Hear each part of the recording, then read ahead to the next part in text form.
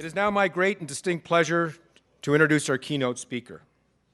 Born in 1950, raised in Toronto, Jeff Turnbull received a Bachelor of Arts degree from the University of Toronto in 1974 and his medical degree from Queen's University in 1978. He completed an internal medicine residency at the University of Western Ontario, 1982, and a master's degree in education at the same university in 1990. After completing his internal medicine residency, Dr. Turnbull joined the faculty of the University of Western Ontario, where he combined clinical practice, education, and research. He took on increasingly senior leadership roles during his 9 years in London, eventually chairing the Division of General Internal Medicine and serving as Deputy Chief of the Department of Medicine.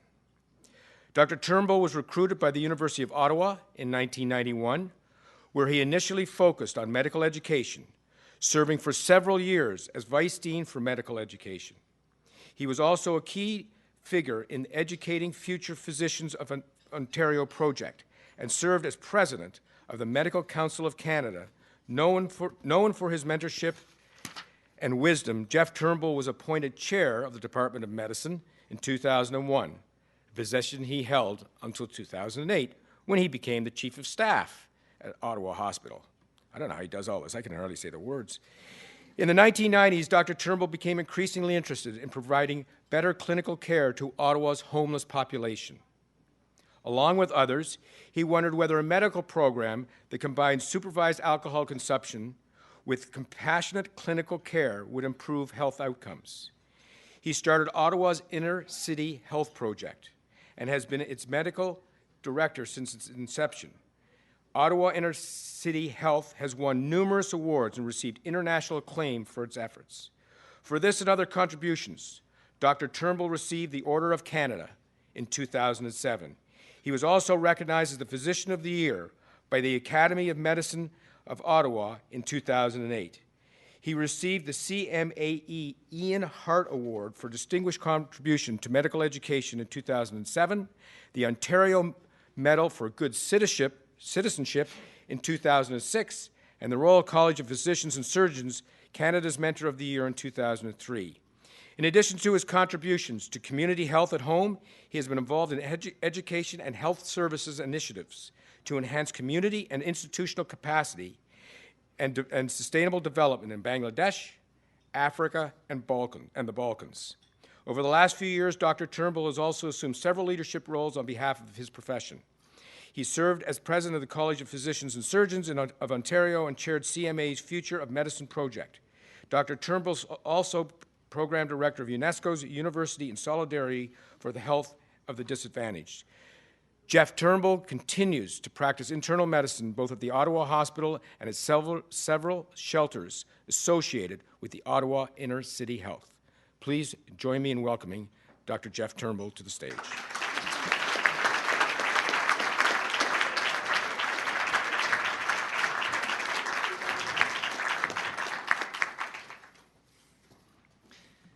Thank you very much, Tim, for that very, very kind introduction.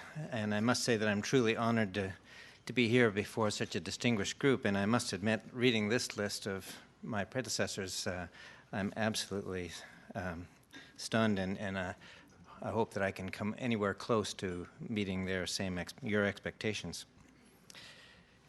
The time that I have with you, I hope to accomplish actually 3 tasks. The first one is to highlight that our healthcare system is in decline and give you some of the causes for that, to propose some principles and strategies for a new Medicare system, and thirdly, and finally, to issue a call for action so that we all can do, and what we all can do to transform our healthcare system for the future that has served us so well as Canadians in the past.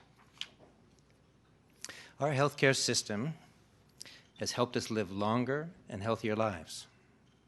It's provided us with a sense of security, knowing that we can get the highest level of care, whether we're rich or whether we're poor.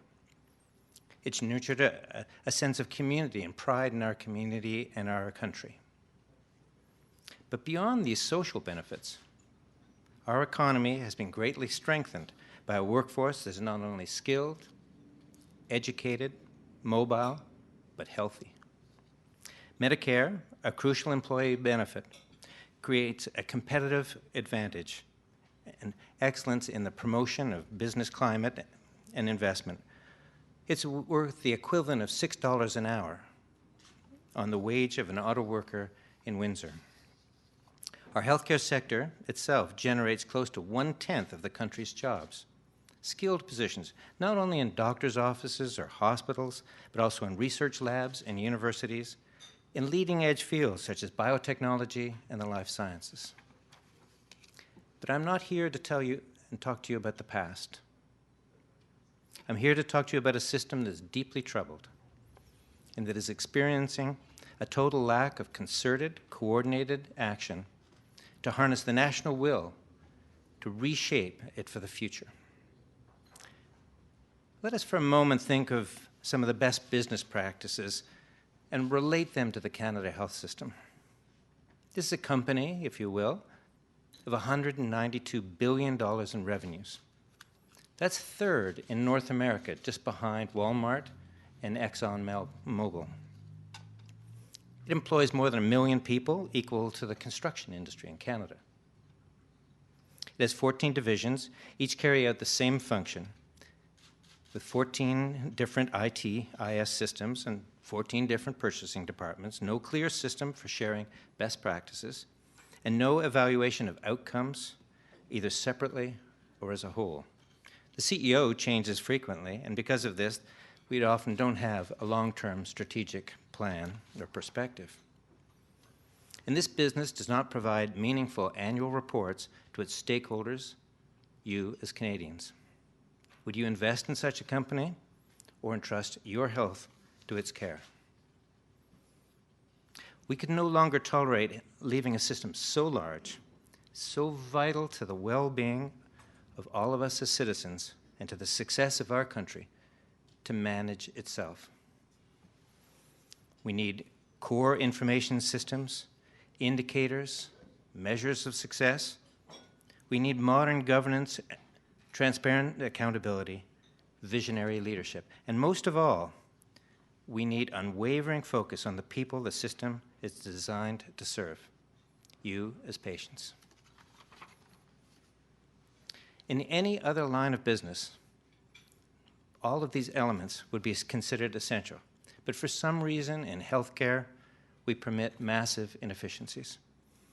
For example, today, my hospital, the Ottawa Hospital, I'm the chief of staff there.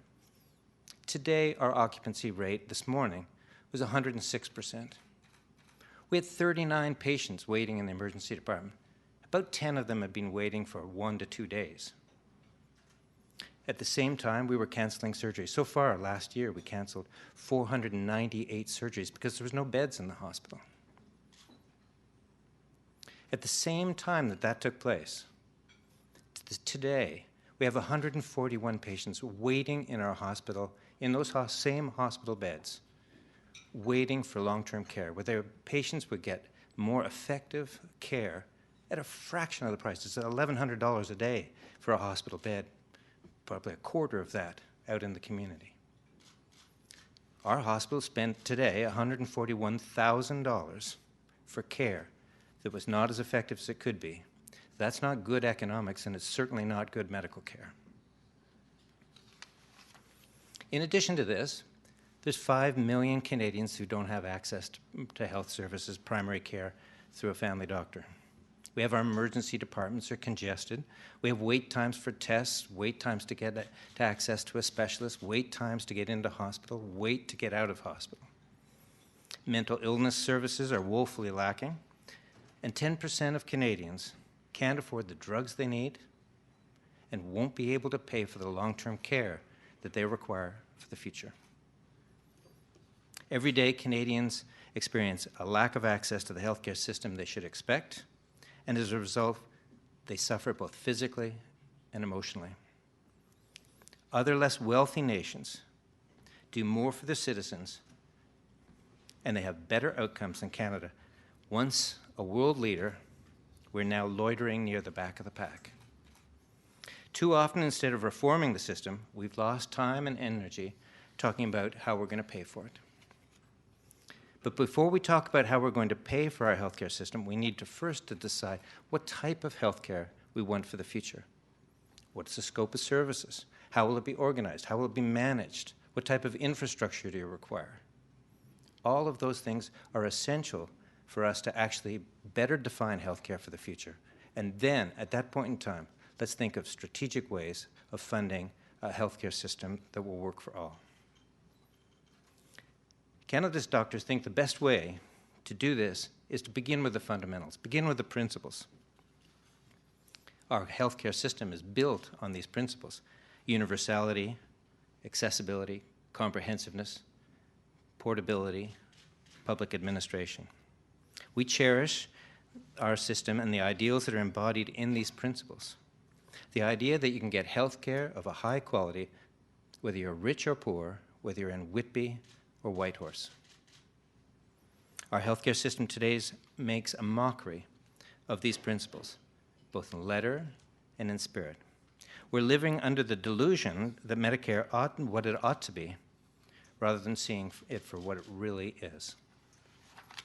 For example, how accessible is Medicare when your surgery could be canceled at a moment's notice? Just recently, we had an 80-year-old lady in my hospital, a wonderful lady who needed very important vascular surgery. She had gone through an extensive preparation. She'd had all her tests. She'd come in repeatedly and religiously to see the anesthetist. She'd brought her 2 daughters from Vancouver to join her and to look after her postoperatively. Minutes before her surgery, we approached her to say that her surgery was canceled.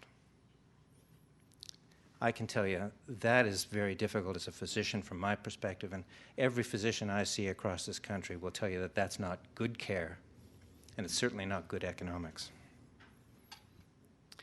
How comprehensive is our medical system when drugs and devices that they need, the patients need to get better, are not provided? Our current law governing the Canada Health Act and Medicare was passed in 1984 and covered doctors, services, and hospital care. At that point in time, that was about 60% of the action. Now that's about 40% of the action. With new pharmaceuticals, less invasive surgeries, more people should be treated in their homes and in their communities with the appropriate supports that are not covered by our Medicare system as we know it. At a practical level, I see a lot of patients who I have in hospital, and I have to discharge them home.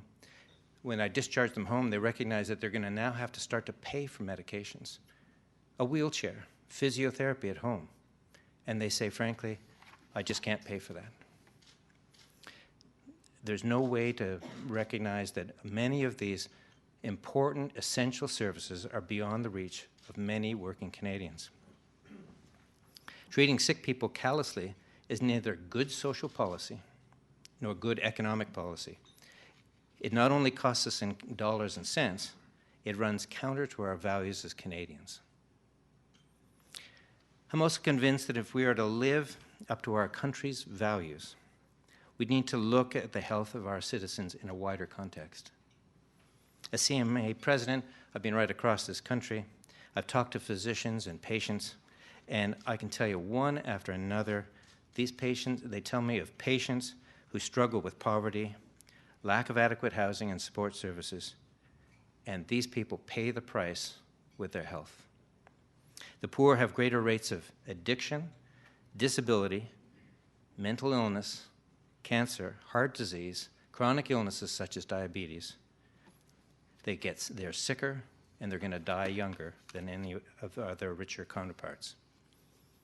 I look after, as you heard, the homeless in Ottawa. Within a mile of our Parliament buildings, there are 1,000 people who will seek shelter in our shelters every night. The incidence of HIV in our sheltered population exceeds that in many sub-Saharan countries. It's 21%. Hepatitis C is epidemic in the injection drug users at 80%. The likelihood of living to the age of 75 in my shelters, 1/3. Well below the Canadian average. And if you were to look at rural Bangladesh where I work, the incidence of tuberculosis is less. It's less than it is in many of our reserves across Canada. That's unacceptable in any way you look at it. What we need to do is spend more time caring for those people, looking after their issues before they require the healthcare system.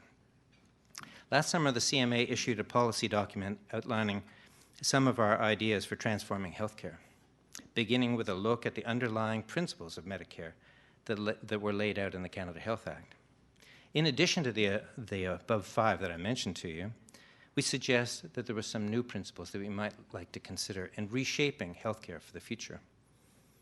For example, the system should be more patient-centered, a system that provides seamless access to the continuum of care in a timely fashion based on the need and not ability to pay, that takes into consideration individual needs and treats the patient with respect and dignity. Kind of sounds like common sense to me. And Medicare should be sustainable. Too often we've talked about sustainability in terms of financial terms. But sustainability is not just about money.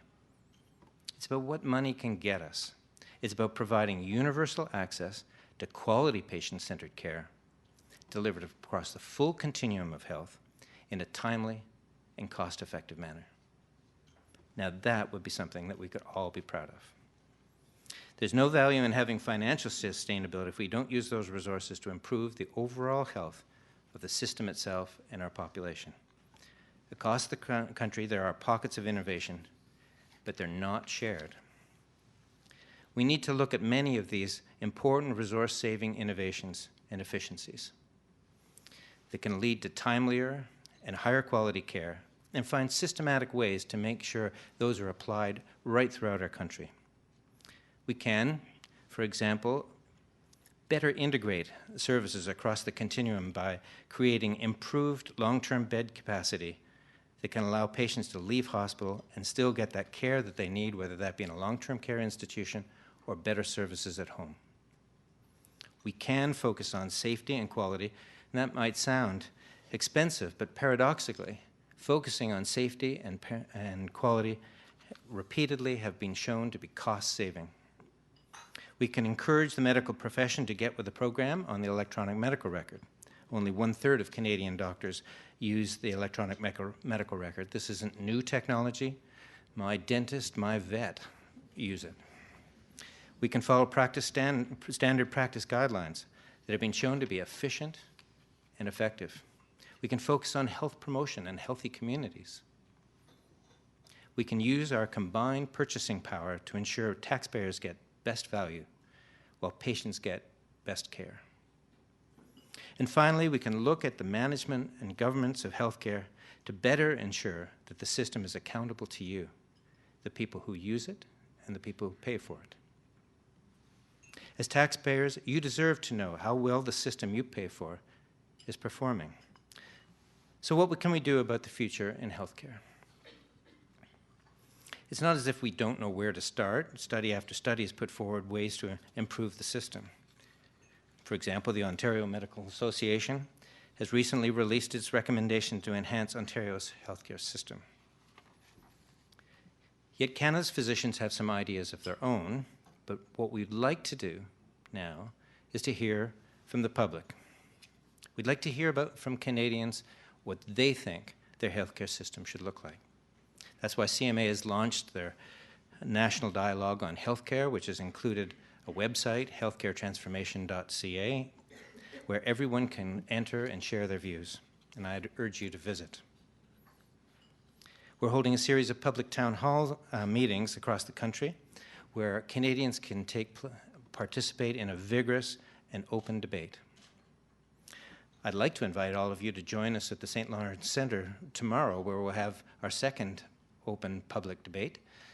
However, that was sold out many weeks ago, which really highlights to you just that Canadians are not just ready, but they're hungry for this conversation, and for very good reasons. In 2004, the federal, provincial, and territorial governments struck a 10-year accord for the healthcare funding. The deal was supposed to fix the healthcare system for a generation. It's only 3 years until that accord expires, and the clock is ticking down.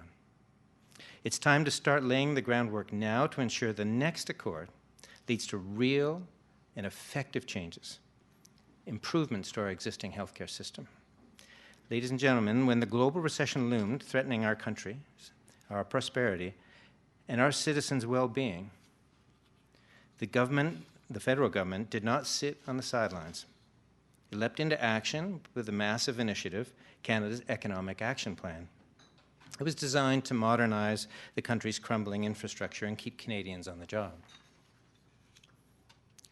As a result, Canada weathered the global recession better than most countries, and communities are benefiting from improvements to their roads and water systems and recreational facilities.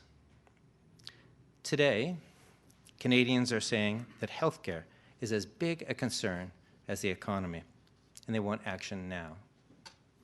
What the country needs now is nothing less than Canada's Healthcare Action Plan. We call upon our decision makers to show leadership once again to tackle this looming crisis in healthcare. The Healthcare Action Plan, like its economic counterpart, would call on the participation of provinces, municipalities to lever transformative change. It would address not only the healthcare infrastructure that needs and their needs, but to transform the system, ensure more effective use of health human resources, better incorporate health information technology and systems to support that, and to introduce new accountability mechanisms. It would be based on principles, be practical. Canada's doctors believe such an action plan would represent a historic leap forward in creating the next generation of Medicare. We ask the federal government to demonstrate courage and leadership. And I want the federal government to know that Canada's physicians will be supportive as long as patients and their interests come first. In the 1960s, Medicare emerged around a set of principles designed to ensure health care for all. 50 years later, it will once again take bold vision and renewed promises to make this a reality. This is a unique opportunity to improve the quality of life of Canadians, not just for a generation, but for many generations to come. With the federal election possibly around the corner, it will take political courage to take on the renewal of our healthcare system. But what I've heard from Canadians across every part of this country is there's no doubt that this is their priority. Ignoring healthcare in the context of an election would be foolhardy. When Canadians go to the polls, it will be likely their last opportunity to signal through the ballot box the focus they expect from federal politicians prior to the expiry of the Health Accord. As Canadians, we will need to choose wisely, as our vote will have an impact on and will last farther than this next Parliament.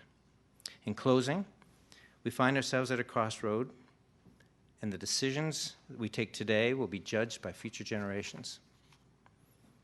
Let me be clear. We all have a role to play in healthcare for the future.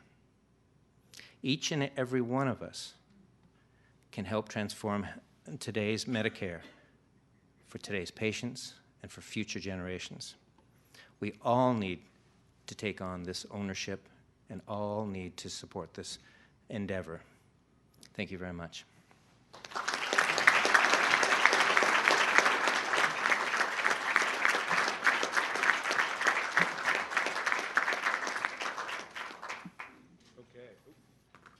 Wow. Okay. First question. You mentioned people talk about the system we should have versus the one we have. What are some of the positives in our systems we could expand on? Thank you. That's a good question. There's lots of positives. Lots. We're not starting from scratch. And I think that's an important thing to recognize.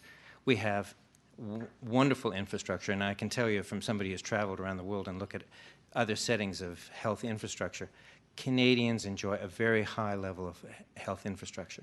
At the same time, we've got wonderful graduates coming through our medical care system. These are bright, intelligent, well-trained health professionals, not just in medicine, but all of the health professionals. So we have the raw ingredients. And what we have to look at now, building upon what we already have that is so good, is the envy of the world. And we have to see how we can take those different ingredients and make a new healthcare system. That's going to have to change the way we govern, how we work, how we manage, how we pay for health services. But we can do that. With an aging population weighing heavily on the healthcare system, how can we work to alleviate pressure, specifically with health promotion? Well, we know that right now 13% of our population is over the age of 65. By 2031, that will double to 25%. So we do have a challenge of an aging population, but that's generally a healthy population. So we're fortunate in that regard.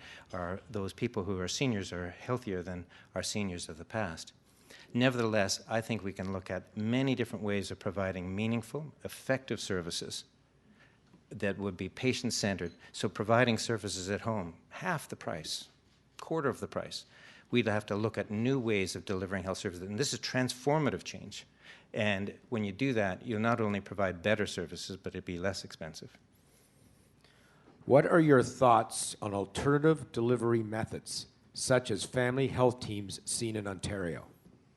So the family health team and primary care services delivery have all been, from my perspective, very positive experiences. And I think the OMA, has been very important in leading and supporting that initiative. I think we have to look at collaborative team models for the future. I think doctors no longer, as we look ahead, can provide the necessary services in isolation. We have to work with our allied health professionals, whether they be nurses or social workers or nutritionists, and work all together in teams to provide the best health care that we can. We have a very scarce human resource here. We have to use those resources wisely and get them to do the absolute best they can within the training that they have. So primary care, like many jurisdictions when they've transformed their healthcare systems, have focused on primary care. Have you taken this message to government?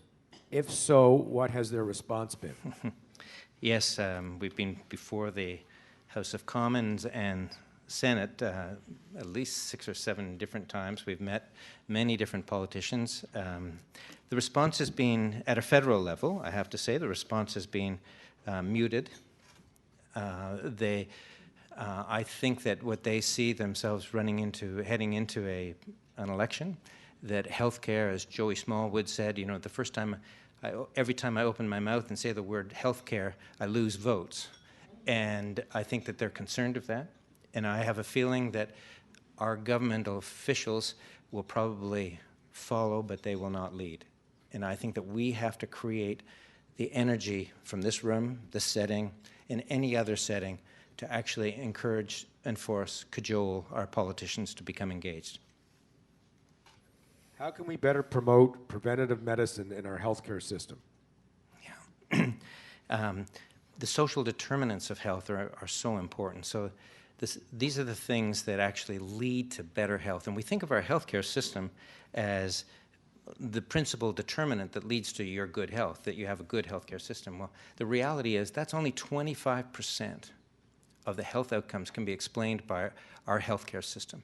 75% are other things like healthy lifestyles, better education, patient involvement, but it's also poverty reduction strategies, it's social services. Those are all very, very important determinants for health. The paradox is that at a provincial level, we're spending more money on healthcare. Healthcare is the monster that's eating everybody's provincial lunch, and it's doing it at the expense of other social services that arguably are more important than healthcare in terms of the health of our community. So that's the paradox. So what we have to do is have a healthy, informed community about wise public health decisions that they take on themselves, and at the same time, our decision makers have to make decisions in the context of what's best for a healthy community. How do you design roads? How do you design all sorts of infrastructure systems that encourage people to be healthy? Okay, last question. Knowing that chronic disease is such a growing issue and taking up such a large percentage of the healthcare dollars, how can we support these needs before our system crashes? Yeah. I'm glad you found all these easy questions for me. Thank you. I just read them, I don't write them. They're printed, they're typed. No, chronic disease is a huge, huge issue, and we see that we've moved from an acute care paradigm to a chronic care paradigm.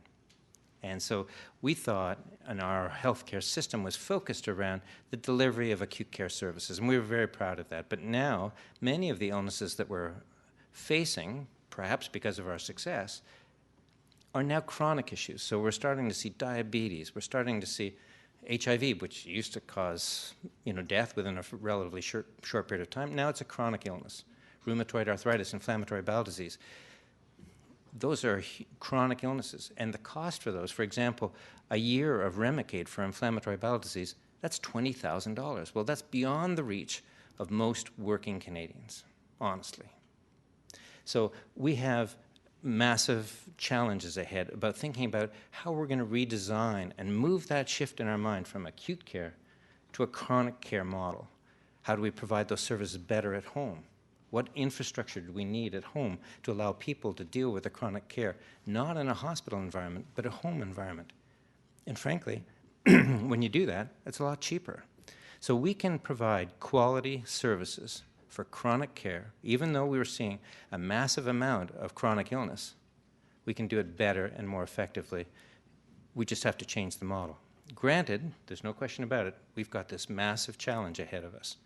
Obesity, diabetes, hypertension, coronary artery disease, huge, huge issues. We'll have to deal with focusing on prevention, primary prevention to prevent the illness in the first place, or when you have the illness, managing that illness once we have it. But if we are thoughtful, we work together as a team, we can do a much, much better job. Thank you very much. It's my pleasure. Thank you.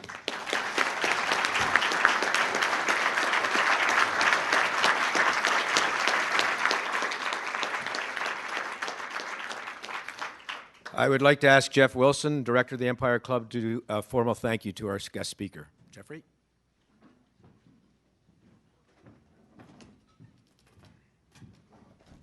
Dr. Turnbull has given us a lot to think about here. I think many of us grew up thinking that we had the medical system globally that was the envy of the world and certainly the top in the world, and I guess you're giving us things to think about and question whether or not that's sustainable.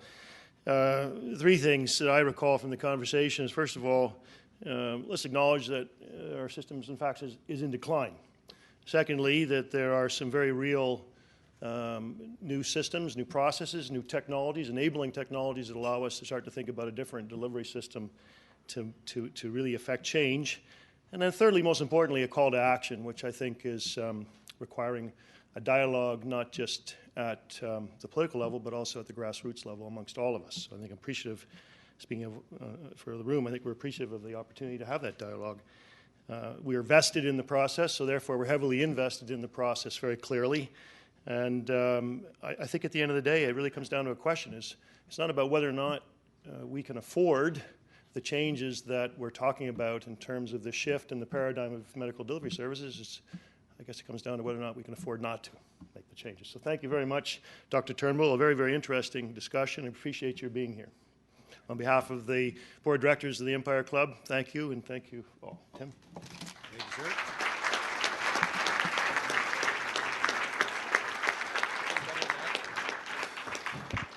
Thank you, Jeff. Dr. Turnbull, as a token of our appreciation, we would like to present you with a book from the Empire Club called Who Said That? Memorable Notes, Quotes, and Anecdotes, selected from the Empire Club of Canada's speeches, 1903 to 2003.